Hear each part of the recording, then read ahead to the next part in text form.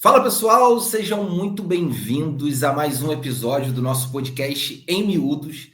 E hoje estou aqui com a presença ilustre da melhor amiga da minha esposa. Sim, eu vou falar com ela, Fernanda Semeniuk. É isso? Isso, é isso. Muito bom. Acertou. A Fernanda tem 34 anos, ela é casada com o Alex, que é ucraniano, e tem um filhinho americano. A gente vai falar sobre isso. A Fernanda mora nos Estados Unidos, na Virgínia, e a gente vai falar sobre eleições americanas, vai falar sobre a experiência dela imigratória, vamos falar sobre tudo que ela tem experimentado, vivido nos Estados Unidos. Fernanda, muito obrigado pela tua presença. Queria muito que a minha esposa estivesse aqui, infelizmente não dá para ela participar, mas muito obrigado pela tua disponibilidade. Vai ser um prazer conversar aqui com você. Obrigada a você pelo convite. É muito legal participar de um podcast. A gente, imigrante, você também sendo imigrante, a gente passa por bastantes experiências que eu acho válido as conversas, né? Então, eu estou feliz de estar aqui, compartilhar com quem quiser saber um pouquinho mais sobre essa emigração do Brasil e imigração para os Estados Unidos. Muito bom, muito bom. Você, natural do Rio de Janeiro, você é filha de militar. Você, no Brasil, chegou a sair, porque militar tem muito isso, né? De mudar de estados. Isso aconteceu com você também? Você chegou a morar em outras cidades, outros estados? Sim, eu sendo a terceira de 3 filhos, foi a que mudei menos, né? Meu irmão, Sim. que é 9 anos mais velho, chegou a passar por mais relocações. Como é que a gente falaria no português? Tem uma Mudanças, palavra... né? Não, mas no militar eles têm uma palavra, né, específica, que agora não vem à cabeça, e está vindo a versão em inglês militar, dessa que seria o relocar, se relocar, né? Sim. Mas eu morei com 4 anos, eu fui, ou 5 mais ou menos anos, eu morei em Recife por 4 anos. Foi uma experiência muito legal. Meu pai, ele na verdade, ele é de Recife, né? Viveu a vida inteira no Rio de Janeiro, mas ele é de Recife, de uma cidade bem pequenininha ali, descendente de holandês, francês. Então eu pude conhecer a parte da família do meu pai nesses 4 anos. Depois voltei para o Rio de Janeiro com mais ou menos 9 anos, né? Eu não lembro exatamente quando foi essa mudança de estado, né? Essa transferência, né? Sim. Do meu pai, porque é meio que determinados, dependendo do ranking militar, né? De qual é a patente, você tem uma possibilidade de escolha. Então, meu pai quis ir para Pernambuco e depois ele quis se relocar no Rio de Janeiro, e aí eu voltei já lá com quase 10 anos, que foi quando eu conheci a Thaisa, sua esposa, né? Então, somos amigas desde os 10 anos de idade. Nossa, desde muito pequenininho. Morei, bastante tempo, né? E morei no Rio de Janeiro mais alguns anos, e depois fomos transferidos para Porto Velho, na Amazônia. Uau! Eu já estava lá com meus 14 anos, e essa foi a transferência mais difícil, né? Devido a todo... cresci ali vivendo nas capitais, né? Na costa, em Recife, a cidade grande, Rio de Janeiro. E aí, mesmo Porto Velho sendo a capital de Rondônia, era uma cidade assim, extremamente pequena, a grande maioria alemão. Então, assim, bem diferente do que a gente tem no Rio de Janeiro, né? Então, foi uma experiência legal, porém muito difícil. E eu acho que aí eu comecei a ver essas transferências como algo não tão positivo. Porque quando você é pequeno, você vai com seus pais para qualquer lugar, você se adapta, você faz amigos, mas a gente vai ficando velho, né? A gente vai ficando, eu diria, Vai criando mais menos... raízes, né? Vai criando mais Isso, raízes onde está, né? E aí é mais isso. difícil, né? Então, essa foi a minha última dentro do Brasil. Não esperava, embora eu tivesse a sede de conhecer o mundo, de ver o mundo, como eu acho que a grande maioria das pessoas tem, né? A gente não quer ficar só naquele lugar.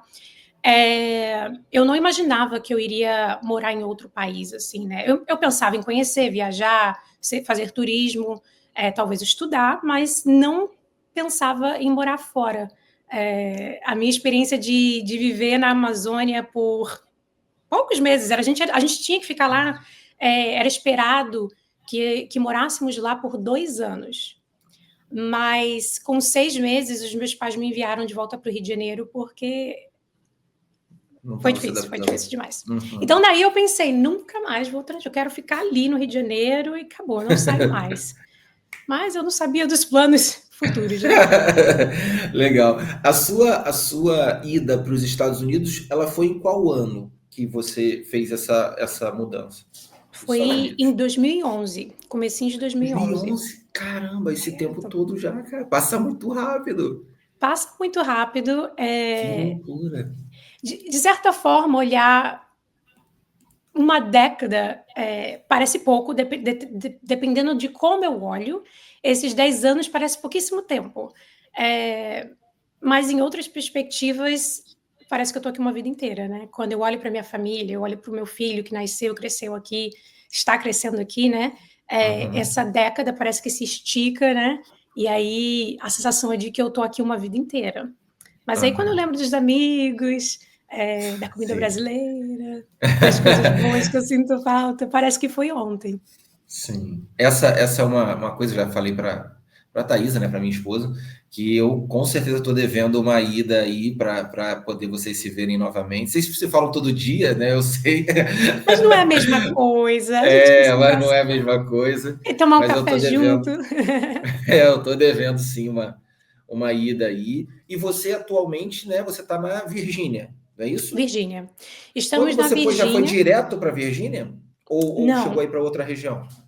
Quando eu vim para Maryland. Então, a gente está aqui. Eu estou no extremo norte da Virgínia, que a gente chama, né? Por quê? Porque é considerado ainda a região metropolitana de Washington, D.C. Então, para eu chegar no centro de D.C., se não tiver trânsito, porque às vezes o trânsito é muito ruim, eu chego em 15 a 20 minutos. Eu estou Uau. pertíssimo da Casa Branca, infelizmente, né? Porque se tiver uma guerra, eu não É um estou. alvo Eu certo. estou, eu estou muito próximo do Pentágono e uma das maiores bases militares dos Estados Unidos, né? E 15 minutos da Casa Branca, sem trânsito. Mas eu vim, no meu primeiro ano, como estudante, né, de intercâmbio, eu vim para Maryland, que fica ao norte de DC. Então, a gente tem Maryland, DC, Virgínia. Para eu Uhum, atravessar ali, porque DC é como se fosse um losango, né? Ele é uhum, bem certinho assim. E o que separa Virgínia de DC é o Rio Potomac. E tem como, né, quando a gente pega, eu não sei se você, eu acho que é a mesma coisa em Portugal, e é muito comum na Europa, que é o que eles chamam de Beltway, que é o cinturão. Eles criam, que eu uhum, acho algo fantástico, e eu vou adorar dividir com os brasileiros, que no uhum, Rio de Janeiro a gente sabe que não é assim, é que você tem o centro ali da cidade, e aí você tem uma interestadual, nesse caso, né, porque conecta Maryland, Virginia e DC, uma interestadual que dá a volta ali por DC, com muitas outras avenidas conectando pelo centro. Então, se você olha no uhum, mapa de DC, você vai ver DC no meio, um cinturão, que é a interestadual, que uhum. chamamos de 495, e temos a 95, que vai do extremo norte, na costa leste, até Flórida, até bem lá na Flórida, uma pista, Aham. né, que é a 95. Então, se você pega a 95 aqui de onde eu estou, em 40 minutos, sem trânsito, você já está em Maryland. Né? Sim, E foi fantástico. assim até o meu esposo, quando éramos amigos, eu ainda morava em Maryland, e quando a gente se encontrava, eu dirigia o tempo todo, de Maryland para Virgínia, que se a gente falar para um brasileiro é meio estranho, né? Namorava um rapaz de um outro estado, eu tinha um amigo perdão, vamos lá, eu tinha um amigo que vivia em outro estado, se tornou meu namorado, e aí eu dirigia esses 40 minutos, que não é muita coisa, para Sim, poder vê-lo, porque eu vivia em Maryland. Né? E sim. E aqui já tem um aí, ponto muito interessante que você está falando, que é a questão da infraestrutura, né? A gente sempre ouve, eu ainda não tive a oportunidade de ir aos Estados Unidos, mas a gente sempre ouve falar sobre a infraestrutura que se tem nos Estados Unidos. Você atravessa um, dois estados, numa única avenida com uma qualidade, a gente vendo pelos filmes também, né? é, Com um asfalto perfeito, com né? Um tapete, literalmente. Em Portugal, as estradas são muito boas também. Você cruza o país em excelentes estradas, né? O português não dirige muito bem, não. Né? Não sei se o aqui americano também dirige não. bem. Não, né? Então, muito acidente. Você Tirar olha uma assim, como é que esse carteira... carro capotou? Como é que esse carro capotou Exato, aqui? Umas coisas exato. Eu já absurdas assim. tive em acidente de carro que não foi causado por mim, mas por imprudência de quem estava dirigindo. Aqui, tirar a carteira de motorista é extremamente fácil quando se compara ao Brasil. Eu vim para cá já com a carteira de motorista brasileira, né? E a gente sabe que aquele teste ali você tem que fazer Psicológico vai lá baliza, embaixo. né? Você tem que fazer baliza, e eles fazem de tudo para você não passar. Então, é um teste que, embora a gente saiba que eles façam por corrupção no Brasil, né, para que eles arrecadem mais dinheiro, de certa forma, te força a ter um domínio sobre o carro, né? Ainda mais sendo... você tem que passar a marcha, né? Que é diferente dos carros daqui, né? Praticamente todos os carros aqui são automáticos. Então, dirigir no Brasil, tirar uma carteira de motorista no Brasil, não só requer muito mais dinheiro, mas também requer as aulas na autoescola e tudo mais. Aqui não. Aqui você tira, fez 16 anos, você tira uma autorização para começar a aprender com o seu próprio pai e mãe. Então, eles que te ensinam. Mas pode ir muito bem ou pode ir muito mal essa situação, né? Exatamente. Essa pessoa que está com a autorização, ela nunca pode dirigir sozinha, ela sempre tem que estar com alguém com carteira de motorista dentro do carro, né? Um responsável maior de idade. Tem que ser acima de 21, não pode ser abaixo de 21. E assim que ela se sentir pronta, ela vai lá no departamento de trânsito, que a gente chama de DMV, e nesse departamento ela vai lá e faz o teste. Não custa nada fazer o teste. Se você passar, você paga uns $25, eu creio, para emitir a sua carteira de motorista. E aí, quando eles te dão ainda assim temporário. Por 1 ano você não pode cometer nenhum acidente, não pode... Sim. Mas, enfim, isso é igual no Brasil. As pistas são boas, são largas, os carros são automáticos. Você diria que era para ser tudo perfeito.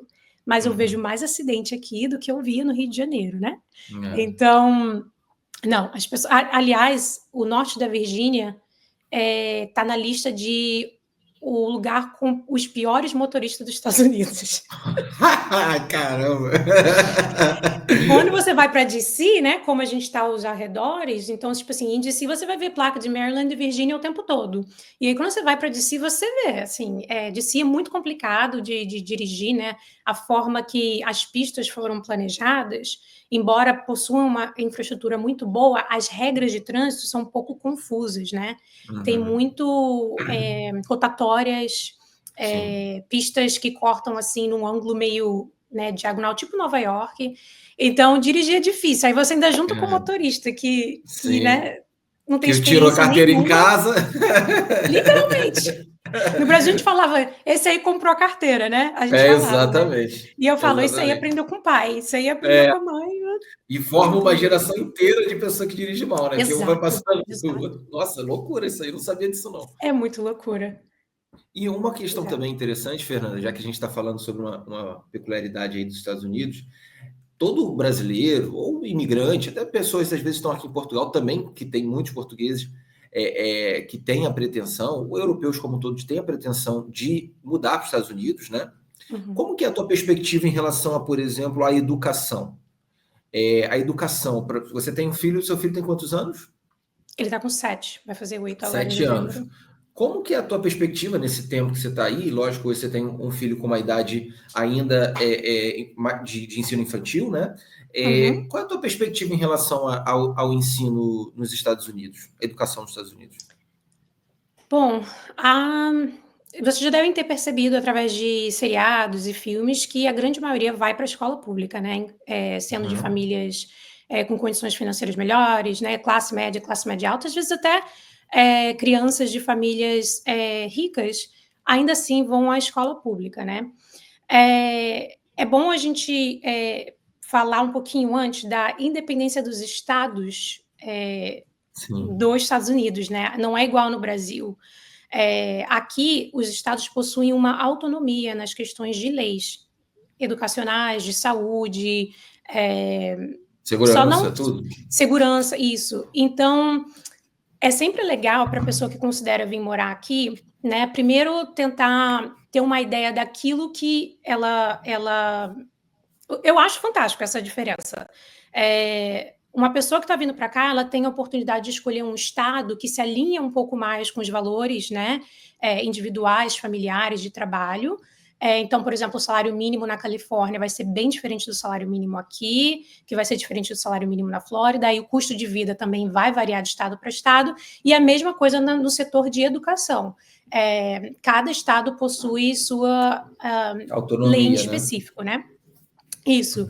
Então, eu diria, por exemplo, eu estou no estado da Virgínia, que é um estado, é um pouco confuso, mas é um estado, na grande maioria, conservador, né? Sim. É um pouco mais de direita, porque existem muitas fazendas, mas devido à densidade populacional aqui do norte da Virgínia, que na grande maioria é mais de esquerda, né? O que acontece ao redor de metrópoles, as metrópoles têm tendência a uma inclinação maior, né, às medidas esquerdistas e liberais.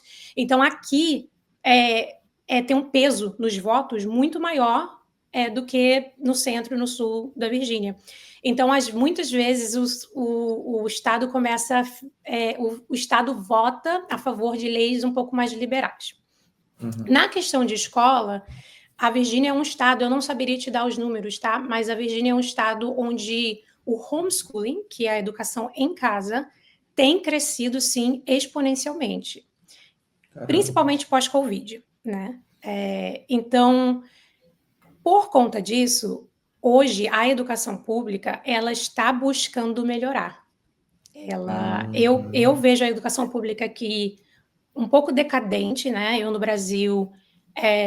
a gente chega aqui achando que tudo aqui é bom, né? Claro. O sistema educacional, judiciário, de segurança, e sim, em muitos fatores é superior ao Brasil, mas existem coisas que é só fachada de Hollywood, né? Que quando você vive aqui, você começa a ver que não é bem assim.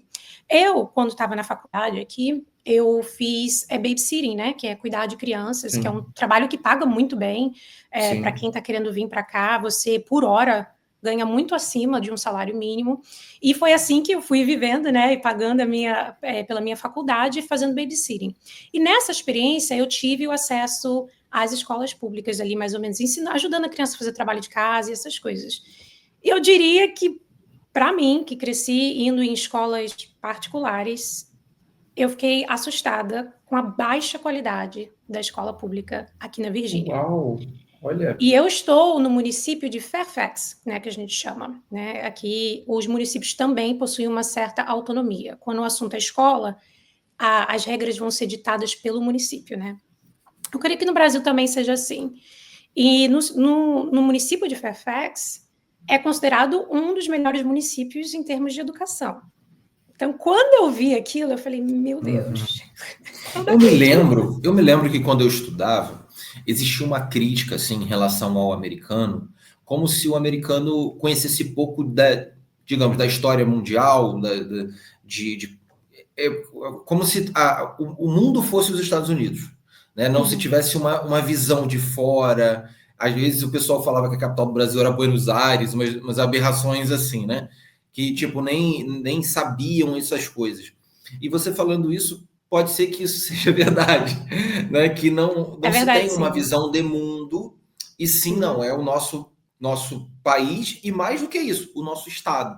Porque quando tem uma independência, vamos dizer assim, né, de autonomia que cada estado tem, ele olha ainda mais para si. Ele perde a ideia de federação ali, né? De somos um só povo, e na verdade vira um só estado. Isso é curioso porque você vê isso no esporte, né? Sim. Os times, eles têm o nome das suas cidades, né? Então você meio que obrigatoriamente torce para a sua cidade.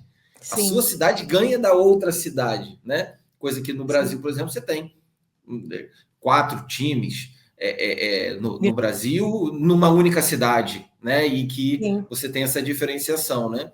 E não tem aquela coisa, não, é o meu estado, não, é o meu time, né? E nos Estados Unidos você vê isso, e isso tem uma explicação histórica, talvez por causa disso também, né? Sim, se você... Aqui vão ter pessoas que vão torcer para determinados times baseados na faculdade que aquela pessoa foi. Tem isso também, né? Porque aqui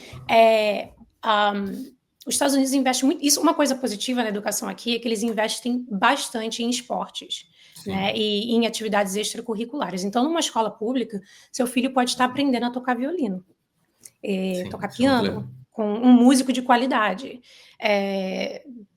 O seu filho vai receber aulas de tênis e talvez ele vai conseguir chegar e competir a nível internacional, né, em Olimpíadas, saindo de uma escola pública. Então, nesse quesito, eu diria que os Estados Unidos dá banho no Brasil e em muitos outros países, né, o tanto que eles investem em esportes. E até muitos jovens aqui conseguem bolsas em faculdades por causa do talento que eles têm no esporte. Sim.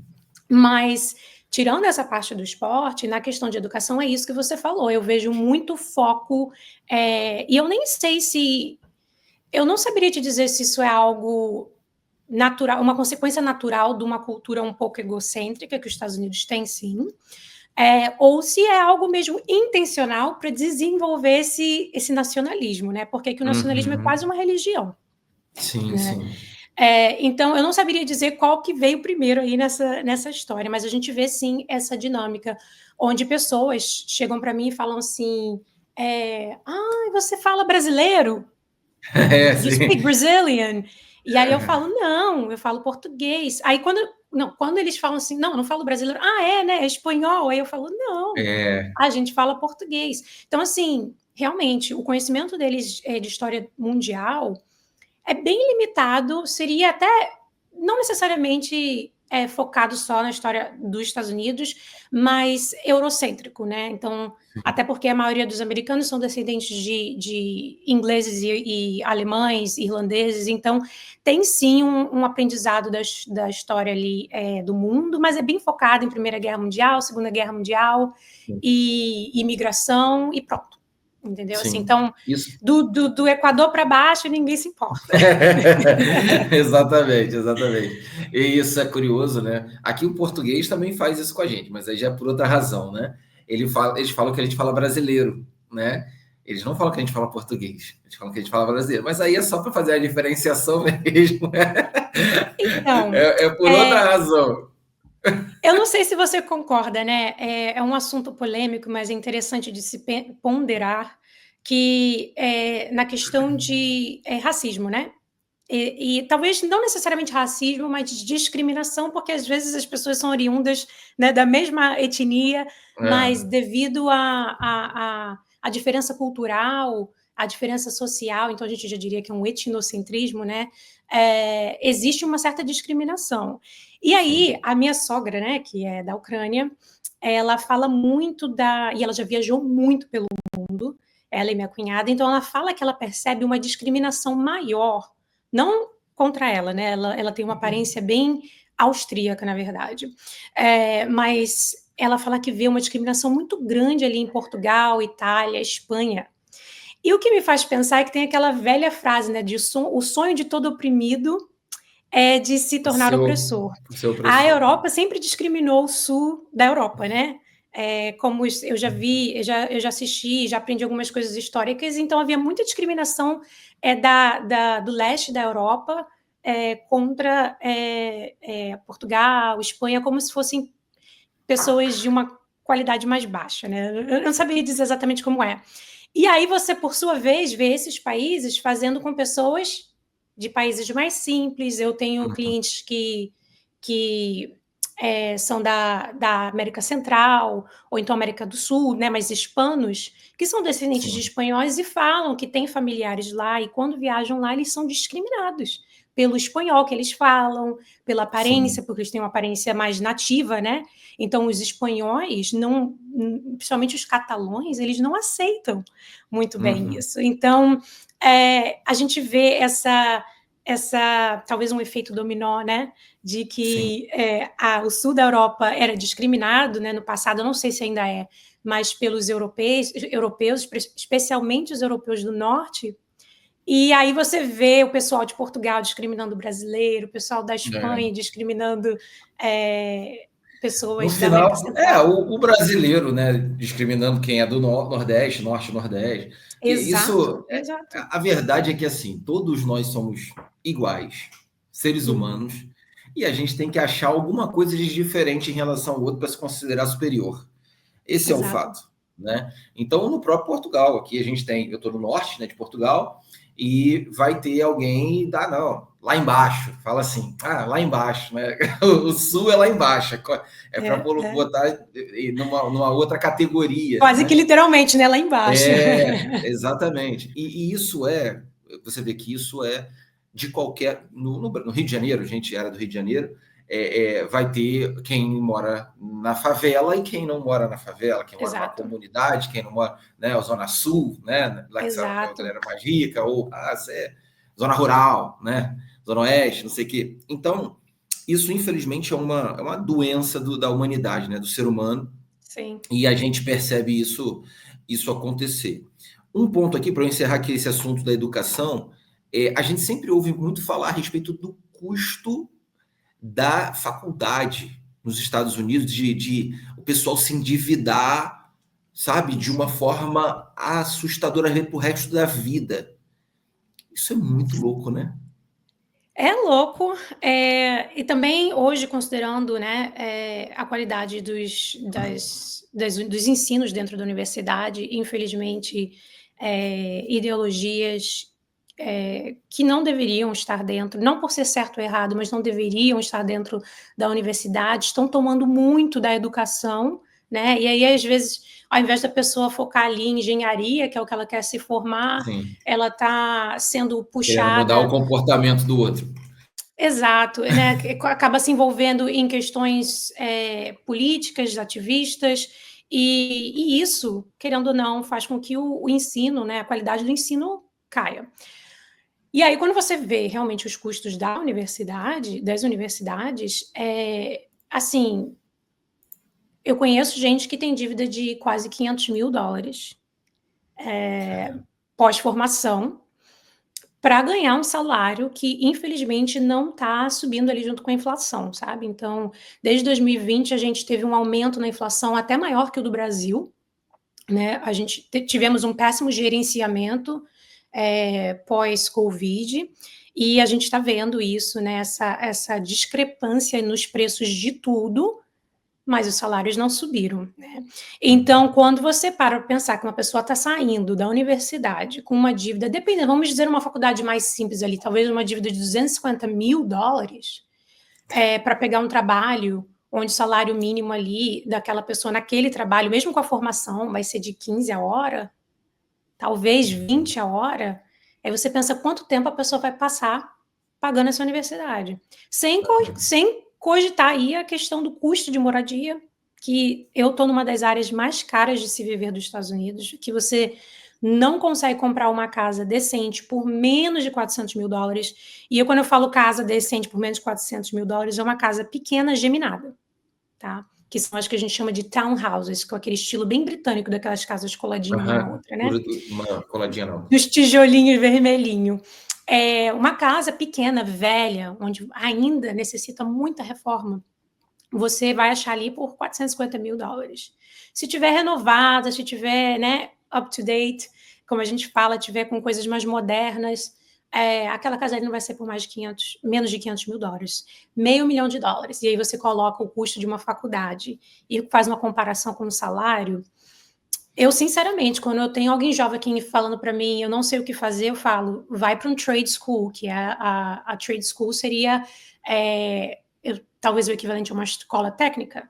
Vai se formar em algo específico para ganhar dinheiro, e quando você souber o que você quer fazer, guarda um dinheiro, mas não entra nessa dívida, porque você não vai conseguir pagar. Então, assim, se você, de novo, olha para o nível de educação e os valores, inclusive das Ivy Leagues, né, que seria ali a Princeton, Harvard, Yale, eu já não acho que é um ensino... Eu sei que é bom, eu não estou falando que é bom, mas não é tão bom quanto eu imaginava que era. E faz você cogitar os valores, se realmente vale a pena.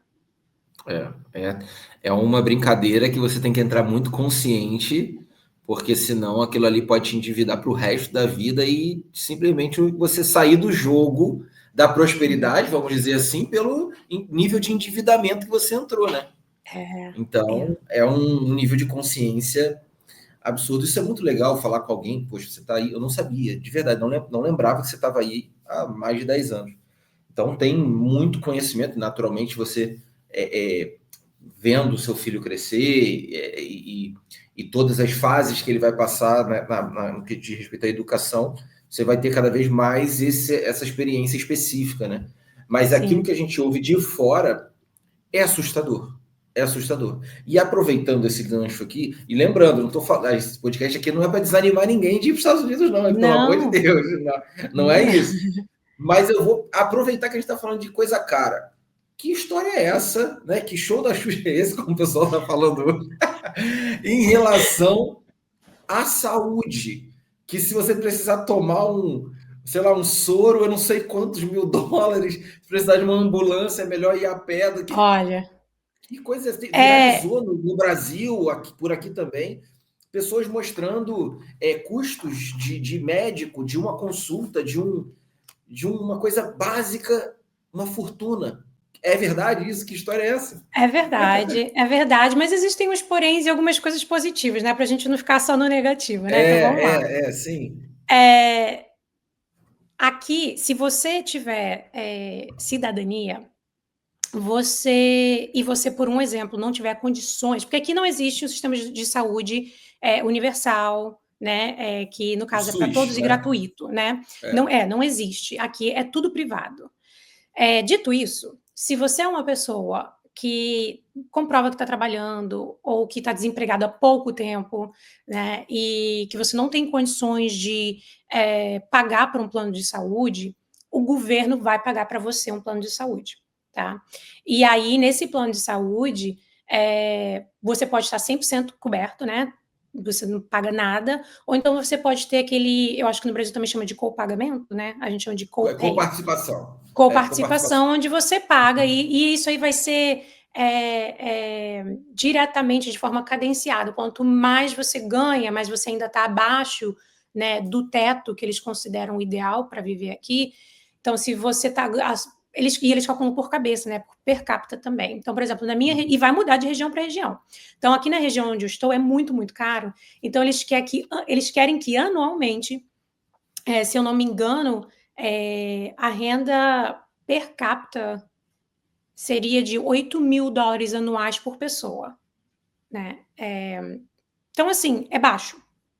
Eu diria que é um valor até razoavelmente baixo, dizendo que, por exemplo, a maioria dos trabalhos você vai conseguir ganhar o suficiente para estar acima disso. Uhum. Mas, ainda assim, você pode qualificar por uma assistência parcial. E aí chega um teto onde você já não qualifica mais, você tem que pagar do seu bolso. Mas eu vejo até de forma generosa. Mas, se você não tem, por exemplo, eu e meu marido somos autônomos, né? Então, a gente... muitos trabalhos aqui oferecem plano de saúde, mas como autônomos a gente não tem esse benefício. Então, a gente tem que pagar do nosso próprio bolso. Como a gente está um pouco acima daquilo que eles pedem, a gente já não qualifica para assistência alguma do governo em termos de plano de saúde. E aí, se a gente for pagar um plano de saúde, né? Por exemplo, para mim e para o meu esposo, que já estamos na casa dos 30, né? A gente vai desembolsar pelo menos $400 por mês. E isso ainda tendo coparticipação. Uhum. Muitos planos desses, né, de pessoas autônomas, não cobrem nenhuma gravidez. Então, por exemplo, você engravidou, estando num plano assim, né, que não é o melhor de todos, você provavelmente vai ter que desembolsar uns $30, $40.000 para dar à luz, né, para o tratamento, né, para acompanhamento do obstetra e o parto.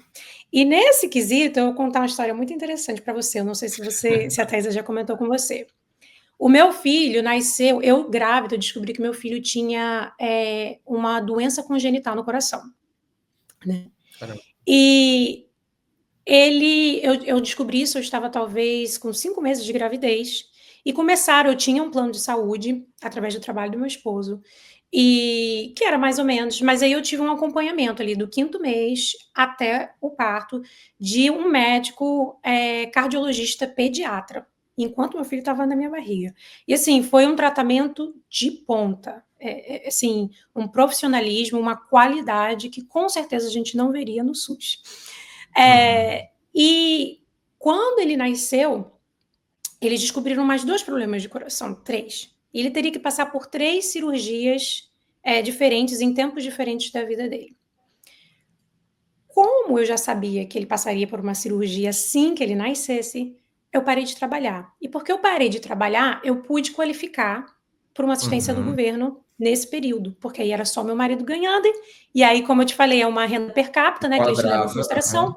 Então, com o meu filho entrando na jogada, ficou baixo para poder qualificar.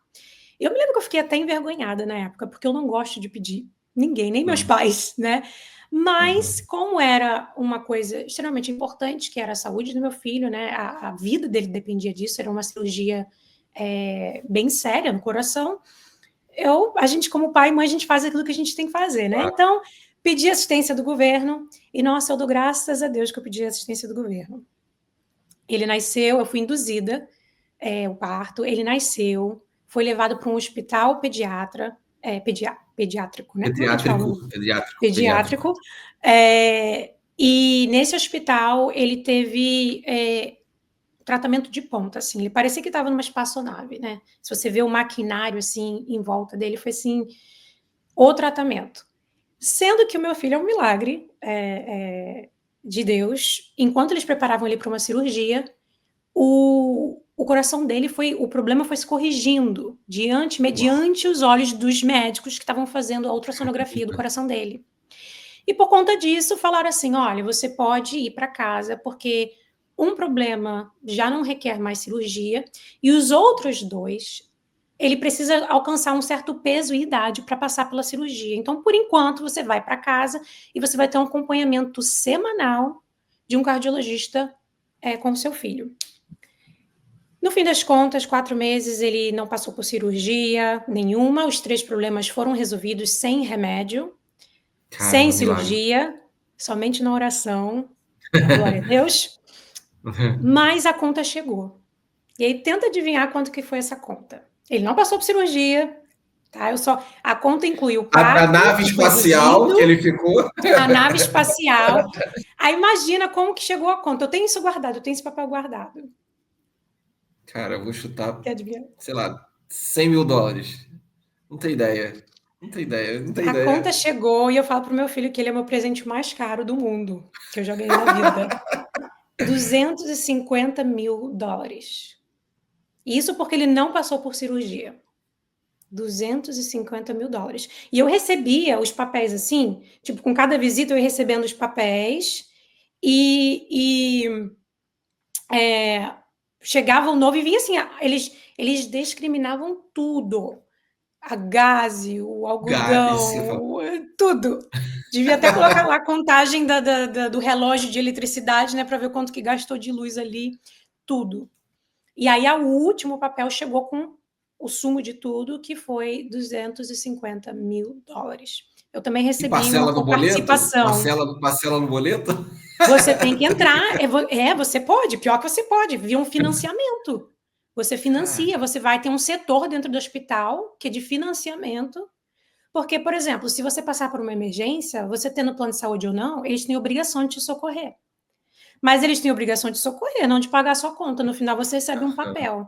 Se você não pode pagar, eles tanto te reorientam para assistência social, para ver se você consegue alguma ajuda do governo, ou eles te dão um plano de pagamento ali financiado dentro do que você pode. Vai ter gente que vai passar o resto da vida pagando. Então, assim, é muito comum aqui nos Estados Unidos terem pessoas que faliram, né? Perderam tudo por causa de conta de hospital.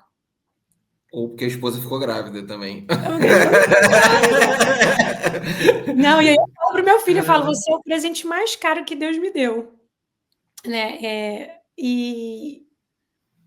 Mas eu recebi um boleto de coparticipação. Sabe quanto foi? Não tenho ideia. Tô triste. 15 dólares. Mas como assim? Eu nem sei por que mandaram. Eu falei assim, gente, isso aqui... O que é 15 dólares perto de 250 mil, né? Mas calma aí, você ficou com a dívida? Você teve que ficar com essa dívida? O governo pagou. Quem pagou foi aí o imposto alheio. né? Porque nessa época nem imposto a gente Querido estava pagando. contribuinte, o querido contribuinte. Mas eu vou te falar que com o que eu já contribuí de imposto, quando as coisas, graças a Deus, melhoraram, Sim. nem Não, sinto culpa, imposto. não. Não, sem dúvida. Eu também. Agora, calma aí. Então você, por isso tudo, uma conta que seria de $250.000, você teve que pagar $15, foi isso? $15. Foi a minha coparticipação. Então, não é tudo tão terrível. Agora, se eu estivesse ilegal, eu não teria Aí, conseguido nada disso. Então, é muito comum um brasileiro aqui que vem ilegal fazer vaquinha porque ficou doente, né? E aham. aí é uma coisa que eu falo para as pessoas: não vale a pena.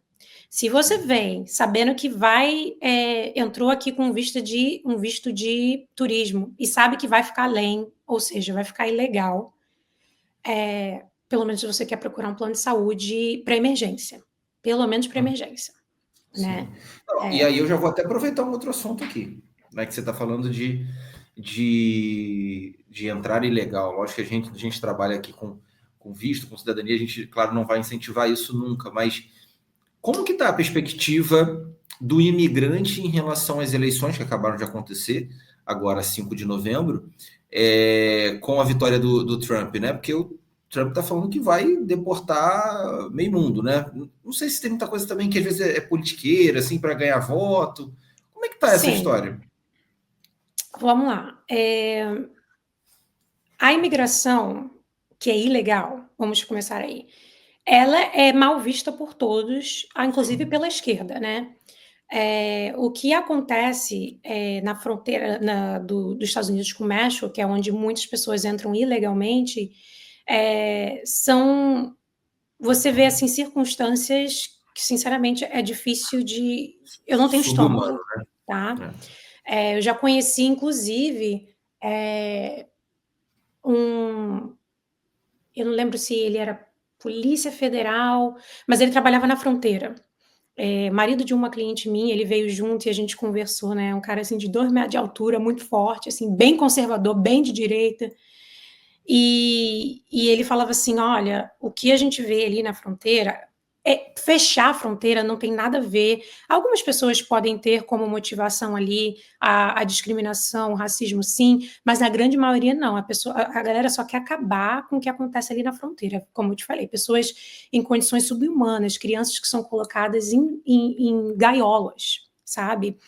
Não só isso, muitos pais na fronteira, né, jogam o filho para o outro lado e deixam aquela criança de 5, 6 anos à mercê de pessoas que, né, eu não vou entrar em detalhes porque não é muito legal, mas a gente sabe que muitos predadores ficam por ali para conseguir achar essas crianças para fazer todas as coisas que eles querem fazer com essas crianças. Então, esse Tráfico de querer humanos. fechar a fronteira, até a esquerda, não todos da esquerda, mas até muitas pessoas na esquerda são a favor. Então, assim, eu acho até interessante quando o Partido Democrata acha que eles estão representando o povo, quando diz que não é para ter, né, muro, que não é para ter separação e divisão, que somos todos um. Além disso, também muitas drogas entram por ali. Então, tanto a direita quanto a esquerda olha para a imigração ilegal com maus olhos, alguns sim, talvez por discriminação, mas muitos por ver o que isso causa no país. Sim. A imigração legal, né? Aí que entra a diferença entre a esquerda e a direita aqui nos Estados Unidos. Ela, pela esquerda, é vista como algo, vamos trazer todo mundo de todos os países que precisam de ajuda, né? Então, pessoas de El Salvador conseguem asilo aqui, pessoas da África, né? Países onde há perseguição religiosa ou por Sim. questões Tribos, de. né? Sim, acontece De muito na guerra África. civil, né? Uhum. Isso. Pessoas do Oriente Médio, né, por exemplo, do Afeganistão, a gente já há muito tempo recebe pessoas asiladas, a gente chama, né, do Afeganistão. Agora estamos recebendo de Israel, por causa desse conflito. Ucranianos também, por causa da guerra com a Rússia. Então, a esquerda, ela é tipo assim, traz todo mundo, coloca Sim. todo mundo aqui, vamos ajudar todo mundo. John A Lennon, direita Imagine all the people, né? Mais ou menos isso. sem pensar a longo prazo, né? Sem pensar a longo prazo, porque você não quer trazer essas pessoas aqui para virarem mendigos, né? Pessoas que dependem de esmola, né? A não ser Sim, que claro. haja uma infraestrutura decente para trazer essas pessoas, inserirem elas na Com sociedade, dignidade, né? Para dar dignidade para elas, né? com dignidade, mas também a gente tem que parar que não pode também ser um peso para o contribuinte americano, Claro, claro. porque as coisas aqui já estão cara. Então, se esse trazer, ajudar outras pessoas, vira um peso, então, tipo assim, ao invés dos Estados Unidos estar ajudando eles, todo mundo entra numa situação difícil, não vale, né? O Hum. principal papel de um presidente é de proteger sua própria nação. E sim, eu sou super a favor da gente receber, cuidar, assistir o outro, né? Com comida, com moradia temporária. Eu não sou contra isso, mas a gente tem que ter uma boa logística para que isso não vire um peso no ombro do contribuinte. E até por isso que eu diria que muitas pessoas de direita, que são contra impostos, e os impostos continuam a subir por aqui, veem isso de forma negativa, porque fala assim, ok, a gente pode ajudar o outro, mas o próprio americano, né, a gente está com recorde de desemprego nos Estados Unidos, a gente está com recorde de inflação, como não se vê há muito tempo, então as coisas estão ficando difíceis por aqui, para muitas famílias, e aí, quando você fala em trazer outras pessoas, e quando essa pessoa chega exilada, ela tem direito pago pelo governo, tá? Moradia, comida, né? Que eles chamam Uhum. food stamp, que você ganha. Não é que você vai lá e compra o que você quiser, mas você tem uns papeizinhos, tipo uns cupons que você pode pegar Uhum. comida, celular com crédito, é, alguém para te buscar e te levar no médico, plano de saúde e tudo mais. Então, isso vira um peso para o contribuinte. Então, o contribuinte americano, ele já não vê essa imigração em massa, até ainda que seja de países onde as pessoas estão sofrendo, né, perseguição ou estão fugindo de guerra, as pessoas já não vê com bons olhos, porque elas têm que pensar na própria família, nas próprias contas, né, que está ficando difícil. Eu Então, acho que a resposta disso foi o próprio resultado da eleição, né? Porque foi e um o Trump, resultado acachapante, né? Bem, exato, assim, assim, rejeitaram mesmo o governo atual, né? não, assim, eu sinceramente, eu tô aqui há 13 anos. E eu nunca vi, assim, os Estados Unidos na situação que tá hoje. Para mim, assim, eu já tô quase assim, seria a mesma coisa se eu estivesse vivendo no Brasil, sinceramente. Não em termos de, talvez, de segurança, mas em todo o resto, sim. E é culpa da administração ainda atual, né, que vai ser agora transferido. Quanto ao Trump e imigração, é o que você falou, pode ser muita politicagem, né? Ele foi um showman, né? Sim. Além de ser um businessman, um cara que sabe empreender, ele sabe o que falar. A gente acha que ele fala essas idiotices, sei lá, né? De forma aleatória, sem pensar, mas é tudo muito calculado, É né? um E negociador, ele né? Isso. E ele é populista, né? Ele é um populista que sabe. As pessoas que votaram pelo Trump, que está do lado dele, são os famosos rednecks, né? Que não é uma expressão muito positiva, que redneck traduz pescoço vermelho. São os fazendeiros, né? As pessoas que trabalham ainda muito duro, e as pessoas realmente têm um pescoço vermelho, é De sol, engraçado quando você queimado de vai para o sol. interior, queimado de sol. E essas pessoas são um pouco mais intolerantes, sim. Eu não vou falar racista, eu não acho que é relacionada à raça, eu acho que é uma questão de sobrevivência mesmo. Tipo, você não pode entrar aqui e destruir algo que eu construí com 5 gerações familiares. Então, assim, é uma intolerância, eles podem sim usar palavras pejorativas, porque já aconteceu até comigo. Mesmo eu sendo Caramba. mais conservadora, né? Eu já fui atacada por muitas pessoas do interior de direita, mas eu vejo como uma necessidade de autopreservação deles, né? Embora eu não esteja a favor de como eles lidam com a situação, eu entendo o porquê disso. E tudo que o Trump falou, até em termos de imigração, foi para atrair estas pessoas, né? Uhum. Então, se ele vai fazer, eu não sei. Mas no mandato dele anterior, ele tentou sim acabar um dos documentos de imigração que se chama DACA, que é um documento que eu sou super a favor. Ele protege todas as crianças que foram trazidas pelos pais, legalmente ou ilegalmente, e que não conseguiram, durante essa infância, conquistar um documento. Então, ela entrou nessa situação, não foi por escolha própria, mas sim por erro ou escolha do pai e da mãe. Então, eles criaram essa documentação, DACA, né, que proíbe tanto a remoção desses agora adultos, mas que eram, né, crianças quando chegaram aqui, e dá o direito de trabalhar para trabalhar e estudar para esses jovens e adultos, né? E ele tentou acabar com isso no mandato dele anterior, só não conseguiu porque a Suprema Corte o proibiu, né? Uhum. Então ele prometeu durante esses comícios dele que ele acabaria de vez com esse documento, ainda que fosse por ordem executiva. Uhum. Conhecendo o Trump, o pouco que eu conheço dele, né? Porque quem sou eu? Mas a minha observação do comportamento dele, ele é uma pessoa muito arrogante e uma pessoa que não gosta de ser contrariada. Uhum. Pro bem e pro mal. Às vezes isso funciona pro bem, mas às vezes funciona pro mal. Então, eu creio que ele vai, sim, só porque a Suprema Corte o proibiu de acabar com esse documento, eu acho que ele vai tentar, sim. Se vai conseguir, eu não sei, mas eu acho que ele vai fazer o possível para acabar. E, em cima disso, ele também tem falado que vai retirar cancelar todos os pedidos de asilo, sejam de ucranianos, de afegãos. A direita fala muito da imigração de pessoas com talentos, então pessoas com uma inteligência acima do normal, com um talento acima do normal, porque eles querem, e aí entra eu não saberia dizer a palavra correta para isso, mas eles querem que o país deles sejam feitos só de pessoas maravilhosas no papel. Mas é aquilo, no papel, né? Não significa que moralmente são pessoas de bem.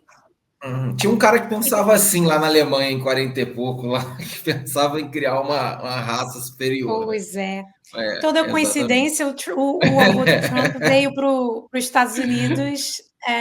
Eu não sei se você sabe disso, né? Ele veio para os Estados Unidos fugido da Alemanha por crimes. Mesmo? E ele enriqueceu com bordéis aqui nos Estados Unidos, em Nova York. E aí você vê, assim, são coisas para pensar. O Trump era cassino, né? O Trump era cassino, né? Também, ele era cheio de cassino, se eu não me engano. Acho que o pai dele era do ramo imobiliário, ele também herdou um pouco disso, mas eu acho que o Trump teve o cassino. O avô dele foi com bordel em Nova York, naquela época. E aí, hoje, eles têm investimento em tudo, né? Ele é uma pessoa que sabe... Olha, uma coisa que eu estou animada é que eu tento olhar para o lado bom de tudo, né? Eu creio que com ele a gente vai ter uma melhora na economia, porque ele é uma pessoa que sabe lidar com isso.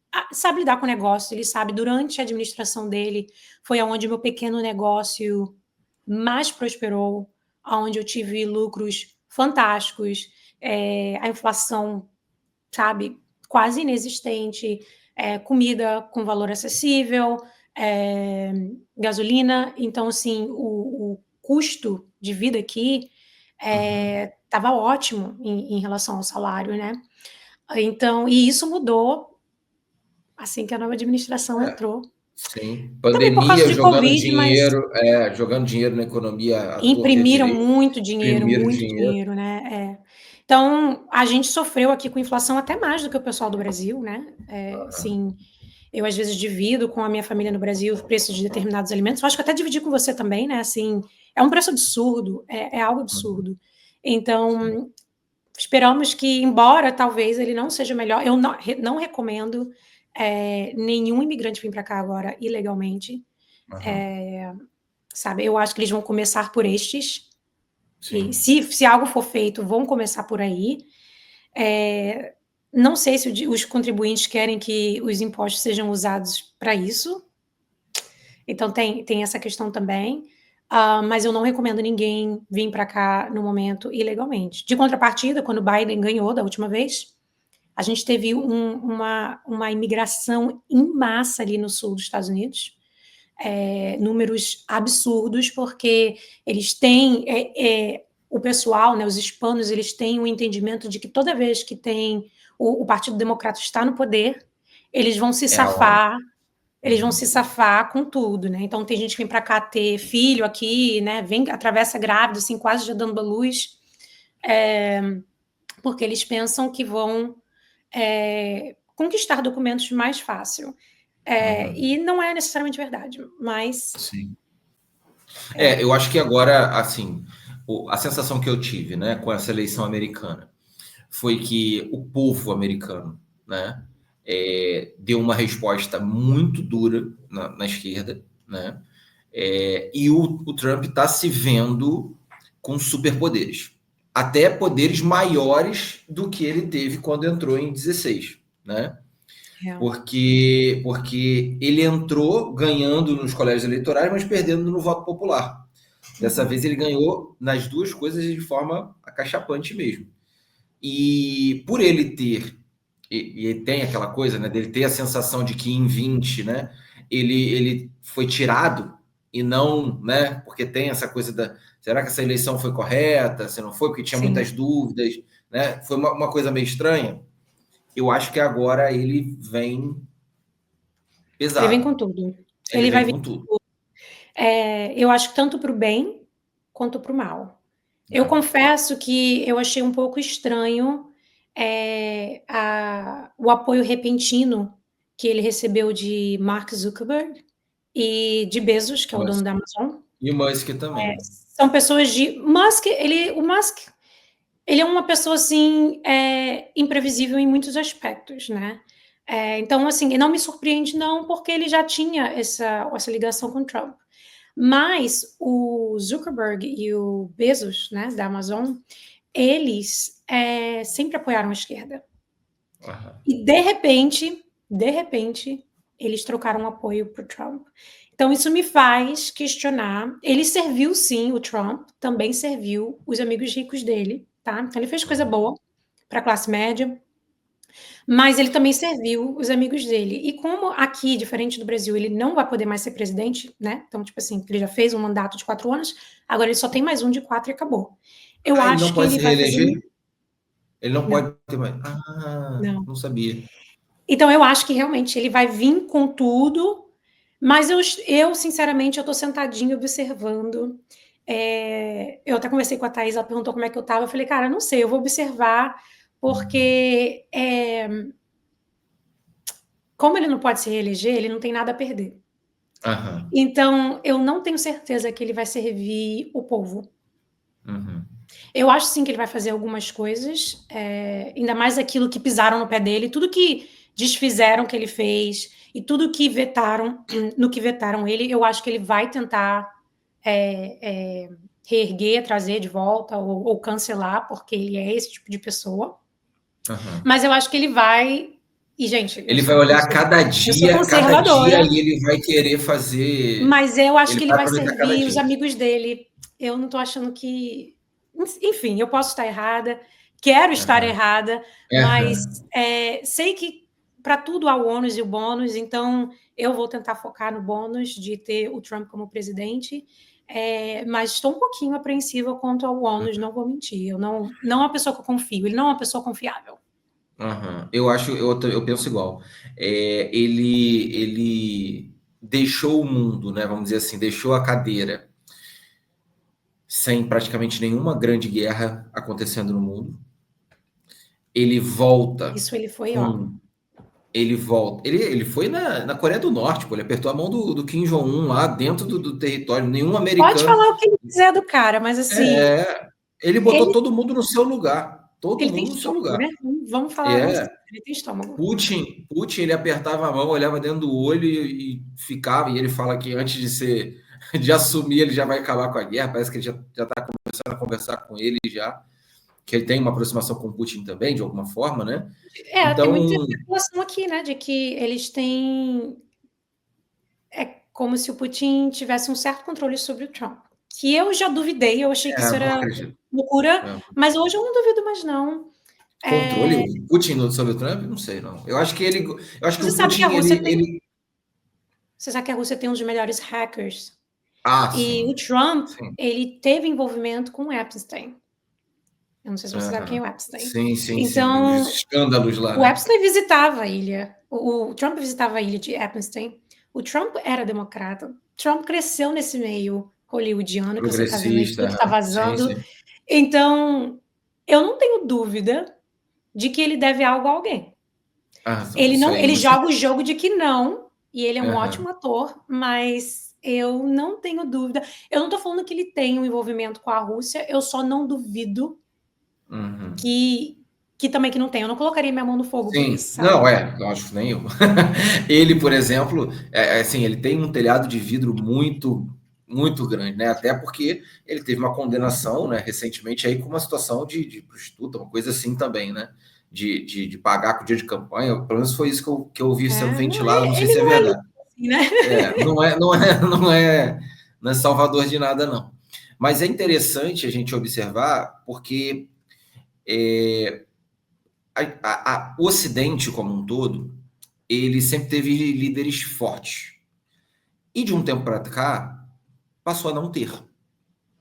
O Macron ninguém respeita, né? A França não tem Uhum. força nenhuma.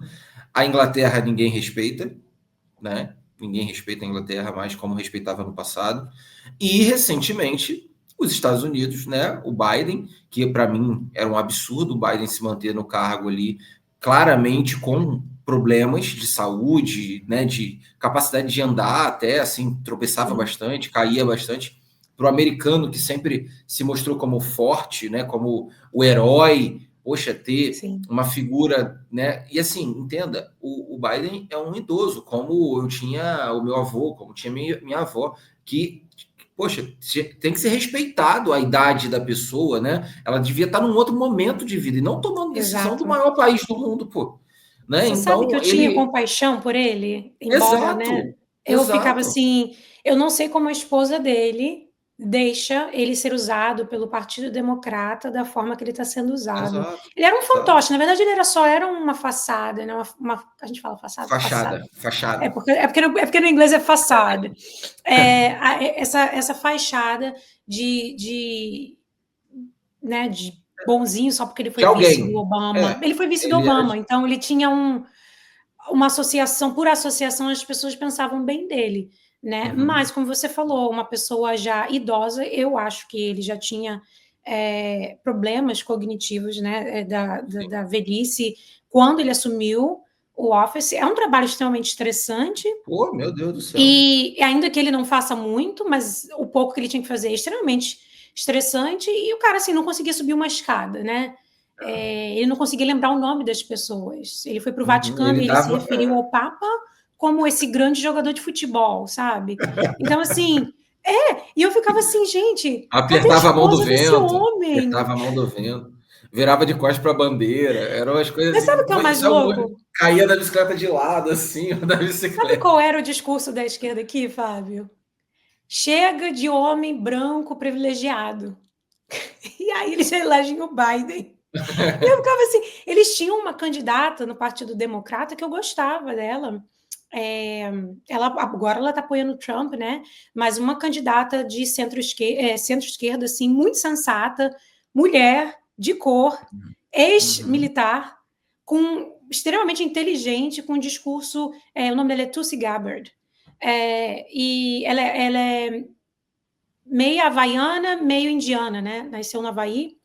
Uma mulher assim Uhum. fantástica, eles tinham essa oportunidade, né? Eles que falam tanto da pessoa de cor, da Exato. mulher. E se você Não, lembrar, escolheram o Biden. 2020, o período eleitoral, tinha a pandemia, e teve um movimento que era o Black Lives Matter, né? Que era um movimento fortíssimo por causa da morte lá do Floyd, né? Do Floyd. E então, assim, e foi lá e elegeram mais um presidente branco, né? E aí você começa a questionar, assim, sabe, o quanto dessa narrativa nós de fato temos controle sobre, sabe? Uhum. Porque aqui não é tão simples, né? Por exemplo, muitos democratas não queriam que a Kamala. Harris concorresse, né? porque eles achavam que ela não tinha força suficiente. Eles sempre colocam isso como pauta misógina, né? Que a gente fala, Misógina, né? sexista. Mas a maioria não queria, porque sabia que faltava preparo do lado dela e que ela não conseguiria competir com o Trump. E aí faz você de novo questionar, por que o Partido Democrata deixou uma pessoa assim concorrer contra o Trump, que já tinha uma certa... Ainda mais depois que levou o tiro na orelha, né? A gente sabe que, cara, Ali ia ganhar a eleição. ganhou. Ou morre ou ganha a eleição, né? É. Como aconteceu no Brasil também, isso catapultou muito o Bolsonaro. Lógico, em 18 a gente vinha de não sei quantos anos, né, desde o impeachment da Dilma, mas a gente vinha com Lava Jato todo dia no Jornal Nacional. Ai, mais uma Operação Lava Jato, Lava Jato, Lava Jato. Então ele pegou essa onda todinha, além da vitória do Trump, né, em 16. Uhum. Então, e a facada, então, foi o suficiente, Foi. vamos dizer assim, para poder o eleger. Isso, né, no Brasil, hoje, a eleição do Trump, muita gente está achando que, e lógico, fora as eleições para a prefeitura também, que teve muitas cidades votando mais de forma mais voltada para centro-direita, né, no Brasil. Então, 2026, né, tá totalmente em aberto. A gente não sabe, apesar de existir sempre aquelas correntes de não ter muita certeza a respeito da honestidade das urnas, aquela coisa toda, né? Quem é que conta os votos, aquela confusão toda que a gente sempre tem Já em aconteceu todas muito, as né? eleições, né? Tanto brasileiras quanto americanas. Eu acho que no mundo inteiro a gente está vivendo isso. E a figura do Trump, especialmente, né?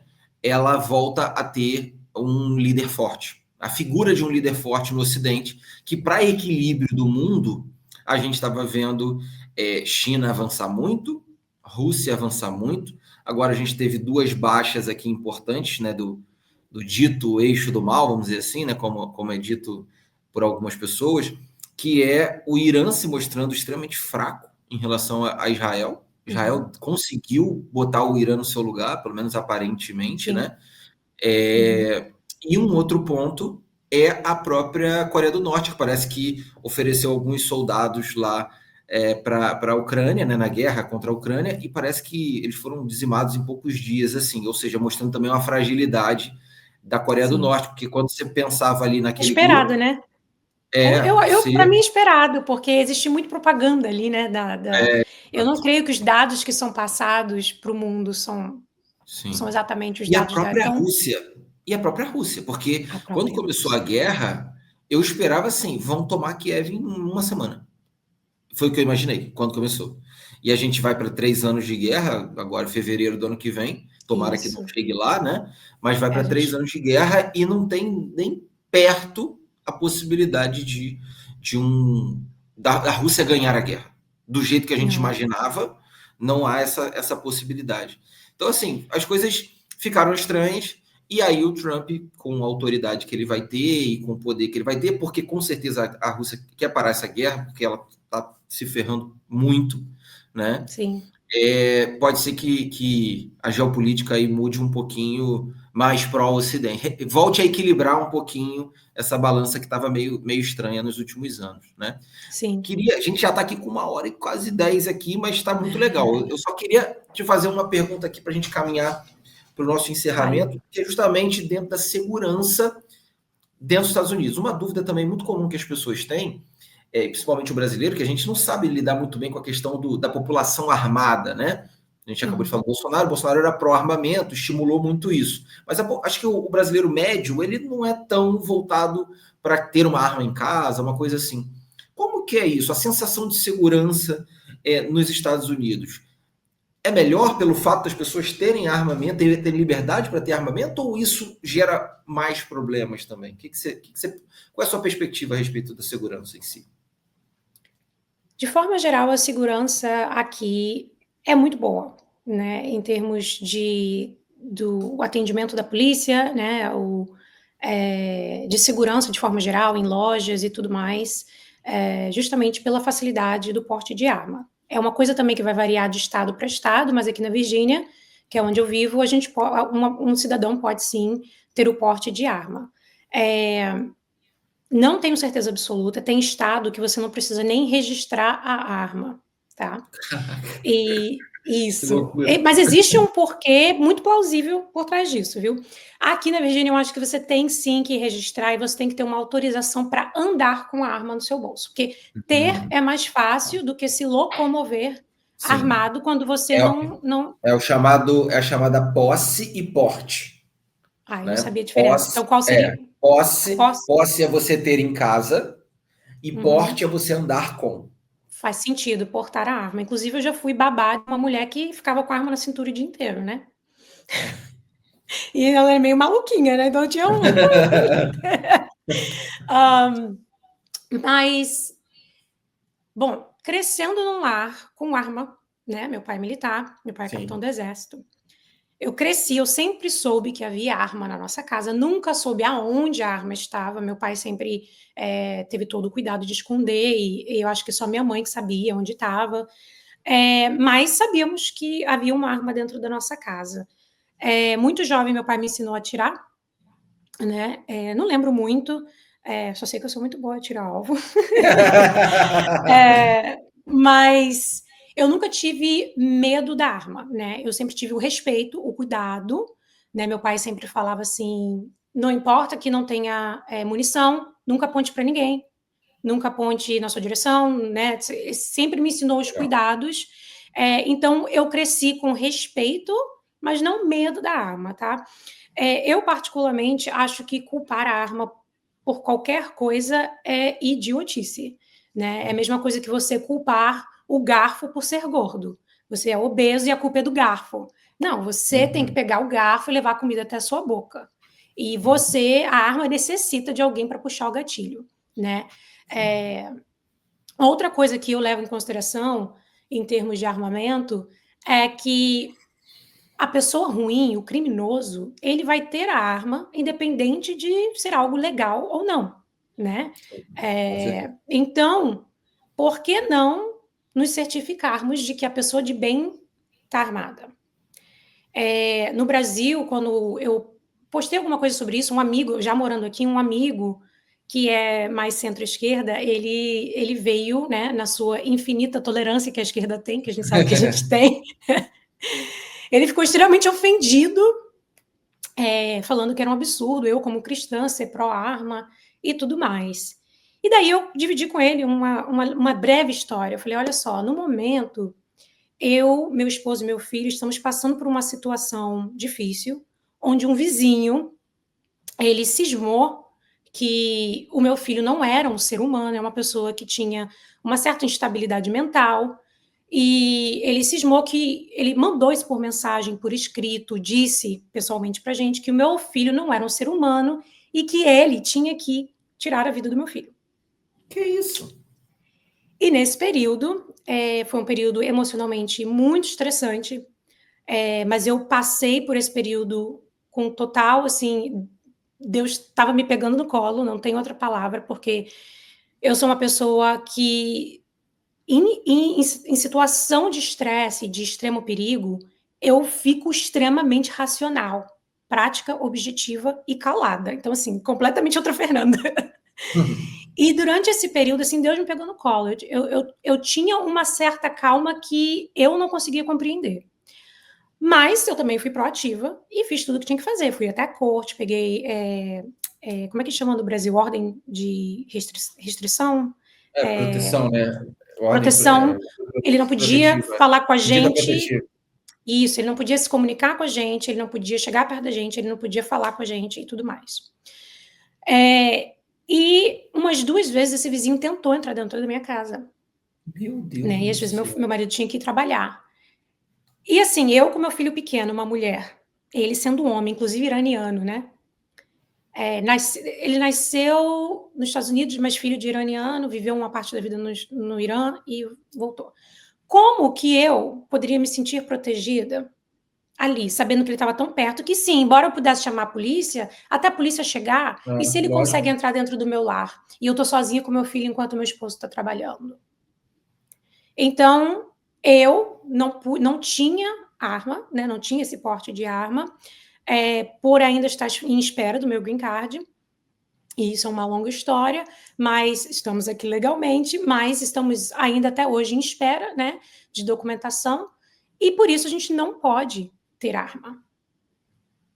E, para mim, assim, eu entendo a preocupação do país em relação a não vamos armar pessoas que não têm green card e cidadania, porque essa pessoa não passou por Não tem como ser presa, punida com as leis americanas. É basicamente por causa disso. Isso. E para você Senão vai conseguir ser green card e deportado. cidadania, você não pode ter histórico criminal. Então, faz sentido essa cautela. Mas aí, mediante essa situação, eu tive que ponderar muito sobre essa questão de armamento. E eu dividi isso com esse meu amigo e eu falei, olha, se você não é a favor da arma, né? Como muitos americanos não são, tem medo. A minha sogra, meu sogro, é uma coisa que eles falam, a gente não quer na nossa casa, né? Eles não são contra o armamento, mas eles falam, a gente não quer na minha casa, então faça o mesmo. Só não tire o direito de uma pessoa que precisa se defender, uma pessoa que é vulnerável, né? Eu estava vulnerável com o meu filho sozinho em casa, quando a gente estava recebendo ameaças de uma pessoa que, inclusive, tinha um histórico criminal bem extenso. Então, ou seja, havia grandes chances, né? Embora ele não tivesse uma total lucidez, havia chances dele tentar fazer o que ele queria. E tanto que ele tentou entrar na minha casa com uma mochila militar enorme. Sabe Deus o que estava dentro dessa mochila. Meu Deus E eu, do que céu. sou uma pessoa bem ousada, né? Em Cristo, eu sou bem ousada. Eu empurrei ele e falei: aqui você não entra, você tá maluco? Né? Empurrei assim mesmo, sem saber. Ele podia tirar alguma coisa ali daquela mochila e sei lá o que ele ia fazer. Mas, obviamente, eu fechei a porta e fiz um outro BO. Em cada coisa que acontecia, eu fazia um BO. Então, assim, arma aqui não é tão fácil de conseguir na Virgínia como em alguns outros estados. Talvez no Texas deve ser um dos lugares onde você Compra no não McDonald's, precisa né? registrar. Vem no McLanche Feliz uma pistola. Provavelmente. Você não precisa registrar e tranquilo. E aí o que eu falo para as pessoas é o seguinte, ainda mais para uma pessoa que está considerando vir para cá, você é contra o posse de arma, o porte e a posse de arma? Procure o estado onde essas leis são mais severas. Aqui você vai sempre encontrar a sua tribo. Vai ter algum estado que vai se encaixar melhor naquilo que você pessoalmente acredita. Eu sou a favor da democracia, eu sou a favor de quem não é a favor do porte de arma. Eu só não admito essa pessoa chegar e querer tirar o meu direito. Né? Então, assim, você não é a favor da arma? Não compre uma. Não tenha na sua casa. E ainda disse para o meu amigo, e de preferência, coloca uma plaquinha lá na porta da sua casa falando, nessa casa a gente não tem arma. E vá ser Exatamente. feliz. Vá Vai ser ajudar o feliz. bandido. Mas aqui, a ideia principal do porte de arma, né, que é o segundo, eles chamam de Second Amendment na Constituição, ele diz que todos têm direito de arma. Por quê? Porque para que o governo não tire os direitos do povo. É para o povo se proteger contra tiranias e ditaduras. Então, assim, é um ótimo motivo, tá? De novo, você não gosta de arma, não compra, não tenha em casa e vá ser feliz, né? Não tem problema. Segundo, a questão do registro, que era uma coisa que eu era contra, mas até eu descobri que na Alemanha nazista, antes das armas serem caçadas, o discurso era: vamos registrar todas as armas por segurança. Como se o criminoso fosse se dar o trabalho de ir lá registrar a arma, tá? Então, Claro. vamos fazer por segurança. E aí, o que aconteceu logo depois? A cassação. Desarmou o povo. E o povo não pode lutar contra, não pôde lutar contra a Alemanha nazista, contra o Hitler e seus aliados. Então, quando você para pensar nessa perspectiva, quando o governo começa, como aconteceu no Brasil, querer muito tirar o direito de armamento, ou então, sob a falsa premissa de que é por segurança, deixa que eu te protejo. vamos registrar, pode levantar suas protejo. antenas.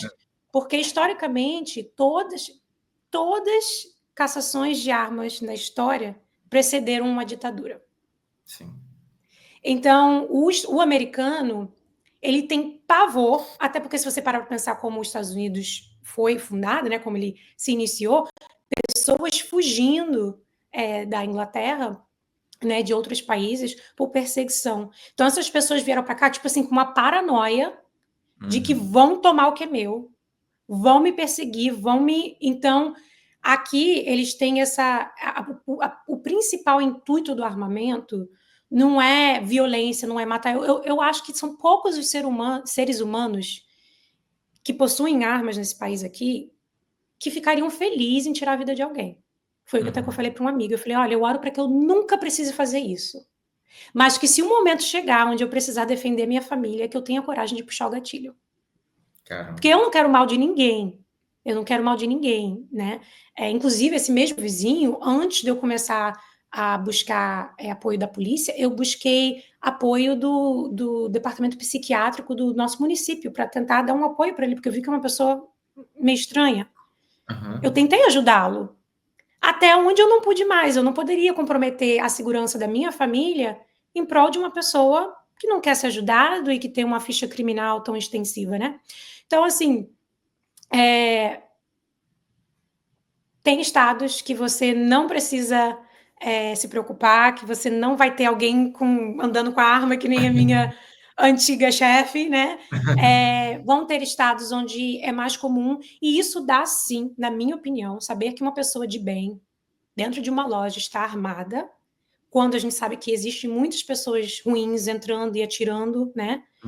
Eu adoraria que essa pessoa, e sinceramente, eu queria ser uma dessa pessoa um dia. Não pelo prazer de tirar a vida de alguém, mas de se tiver alguém ruim querendo tirar a vida de pessoas inocentes, de eu ser essa pessoa.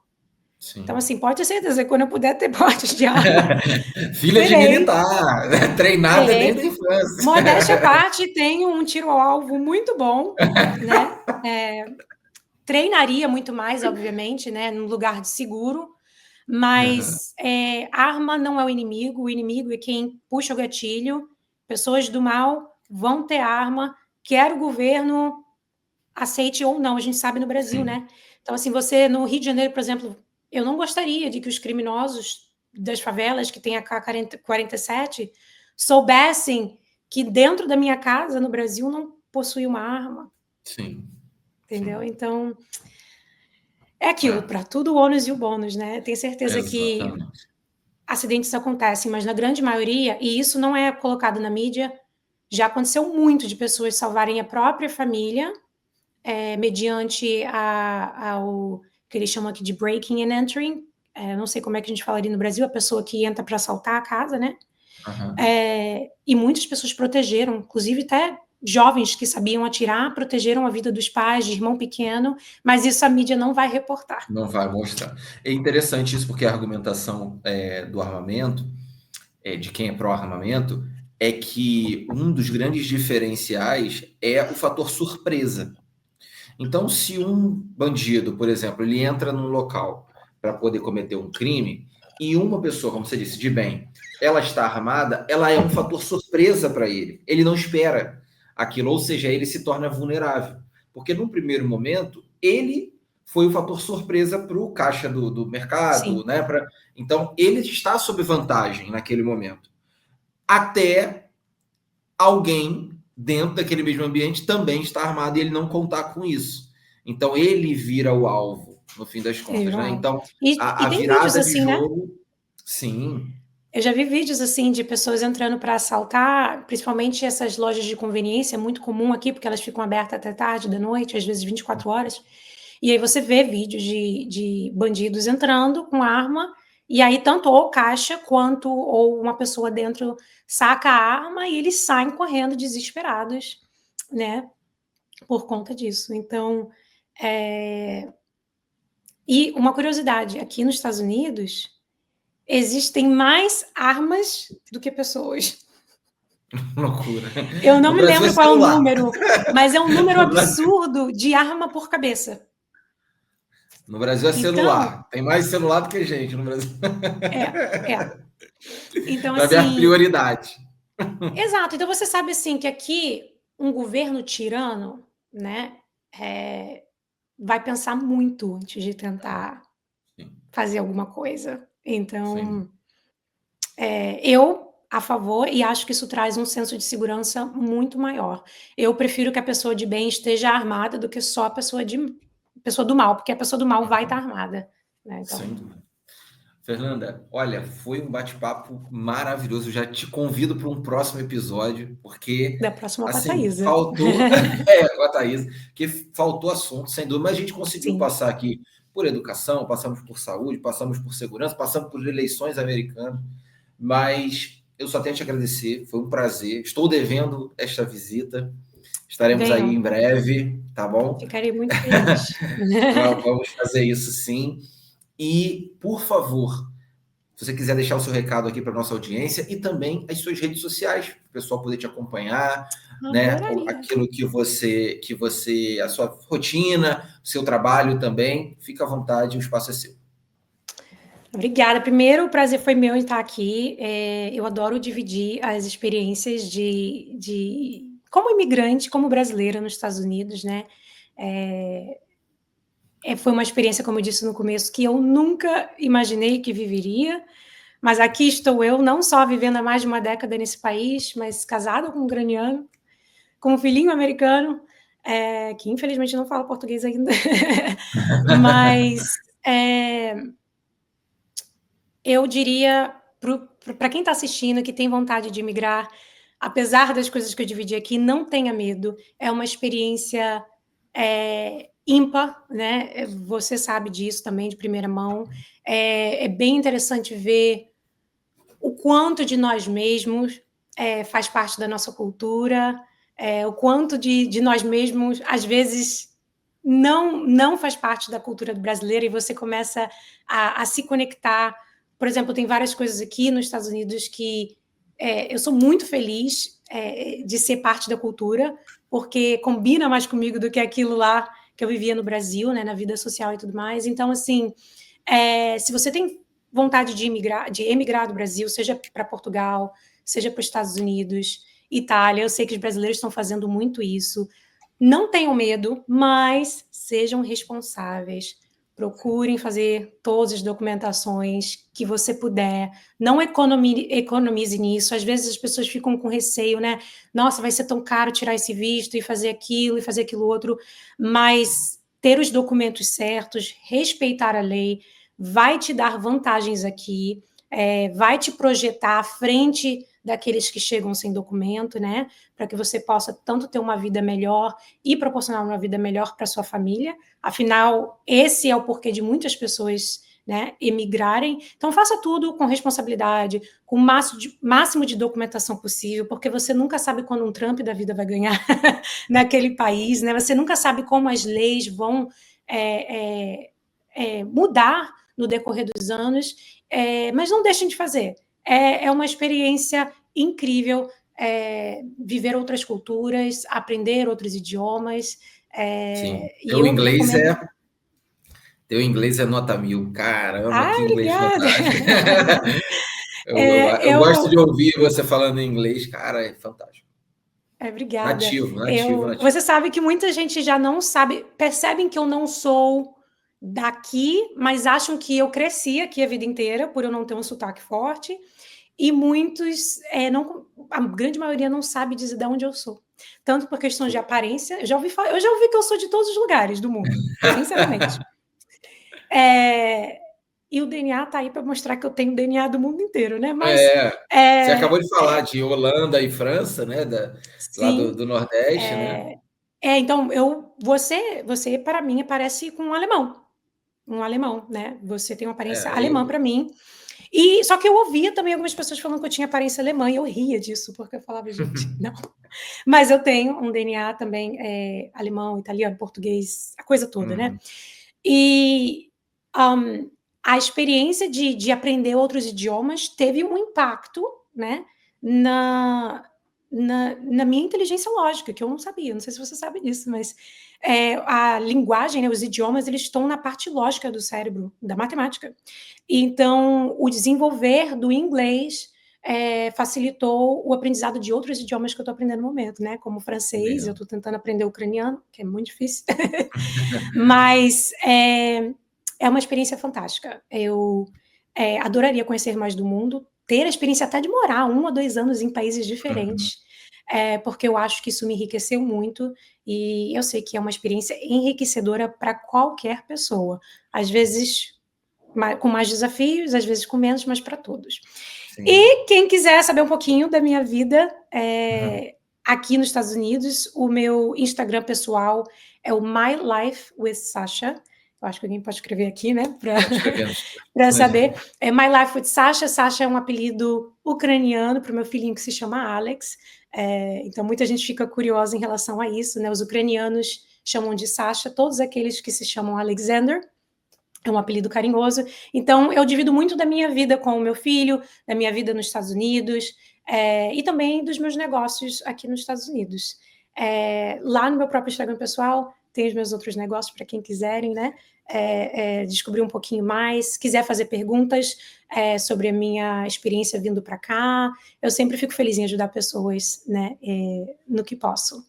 E é isso. Muito bom, muito bom. Não, tem que fazer um outro, e aí falar dos negócios, falar dos desafios para empreender. Olha quanto tema que a gente tem para poder falar. Tem muita coisa. Também. Pode ter certeza que a gente vai falar muito. Esse aqui foi só. Eu vou ficar feliz. Vou ficar super feliz de participar de novo. Muito bom. Fernanda, muito obrigado. Foi um prazer, foi uma alegria. Obrigado prazer foi meu. por separar esse seu tempo para poder falar com a gente, compartilhar aqui com a nossa audiência. Né? A gente fala diariamente com pessoas que desejam imigrar ou, às vezes, fazer um processo de cidadania pensando no futuro. Eu até comentei esses dias, curiosamente, com a Thaís. Falei, poxa, Thaís, vamos organizar nossa vida para ver se a gente consegue ficar uns 2, 3 anos num país que fala inglês, só para a gente pegar o idioma. Vamos tentar se organizar dessa forma, porque, pô, não falar inglês é uma das maiores dores da minha vida. Né? E o Levi está voando aqui, o Levi está falando já, poxa, assim, é maravilhoso. Eu sempre indico para as pessoas imigrem por um pouco de tempo, nem que seja mudar de cidade, isso já abre a tua cabeça, né? Que dirá mudar de estado, mudar de país, isso é fantástico. Eu acho que todas as pessoas deveriam ter essa experiência, né? E parabéns pela sua história, por tudo que você tem vivido, e com certeza tem muita coisa pela frente. E, claro, a gente está sempre por aqui para ser participante disso com você, tá bom? Obrigada, muito obrigada. Obrigada a todos. Valeu. Bom, pessoal, não se esqueça de se inscrever aqui no nosso canal, compartilhe esse vídeo com o máximo de pessoas. Você que está pensando em ir para os Estados Unidos, manda aí para sua esposa, para o seu marido, para sua família, porque a Fernanda deu uma aula aqui e a gente vai ter outros episódios com certeza para falar sobre os desafios de empreender e outros tantos assuntos. Pode até colocar aqui nos comentários alguma dúvida que você tenha, que a gente vai ter o maior prazer de falar sobre isso no próximo episódio. E até o próximo. Tchau, pessoal. Muito obrigado, Fernanda. Tchau, tchau.